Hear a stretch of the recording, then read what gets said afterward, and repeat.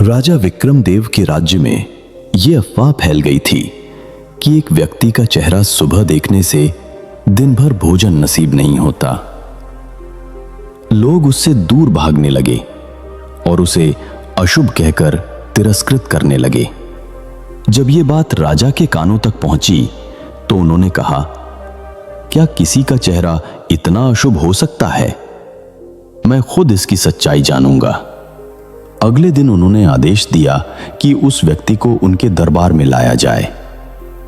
वो व्यक्ति लगभग 50 वर्ष का, कमजोर शरीर वाला और झुर्रियों से भरा चेहरा लिए फटे पुराने कपड़ों में राजा के सामने खड़ा था। उसकी आंखों में सच्चाई झलक रही थी। राजा ने कहा, आज रात तुम मेरे साथ रहोगे। मैं खुद देखूंगा कि क्या वाकई कुछ अशुभ होता है। उस रात राजा ने उसे अपने ही शयन कक्ष में सुला लिया।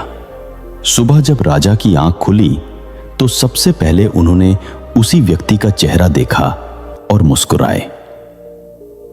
अब देखता हूं आज का दिन कैसा बीतता है। पर उस दिन दरबार में इतने काम आ गए कि राजा को सुबह से शाम तक फुर्सत ही नहीं मिली। युद्ध की तैयारियां, प्रजा की शिकायतें और विदेशी दूत सब एक साथ आ पहुंचे। जब सूर्य डूब गया तब राजा को याद आया कि उन्होंने आज कुछ खाया ही नहीं। तभी उनके मन में गुस्सा भड़क उठा। आज मैंने उसी का चेहरा देखा था।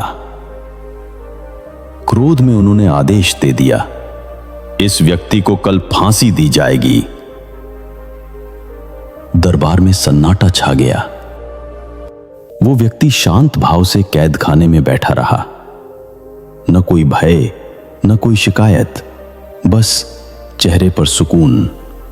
सुबह जब उसे फांसी के लिए लाया गया तो वो शांत मन से चल रहा था। राजा स्वयं भी वहां उपस्थित थे।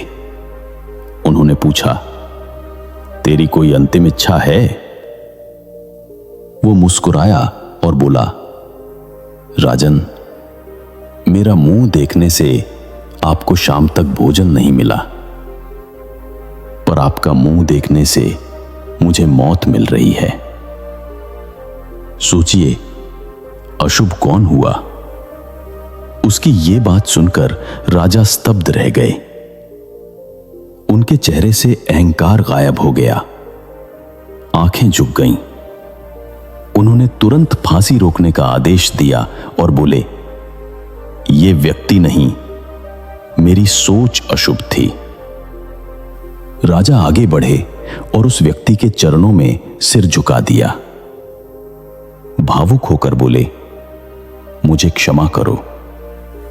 आज तुमने सिखाया कि सच्चाई किसी चेहरे में नहीं, हमारे विचारों में होती है।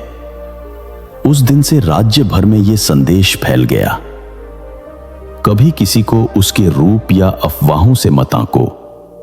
सच्चाई वही होती है जो मन से निकले।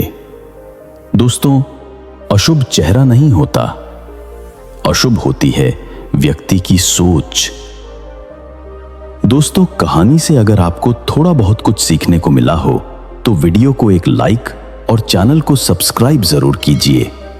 मिलते हैं किसी और कहानी के साथ। धन्यवाद।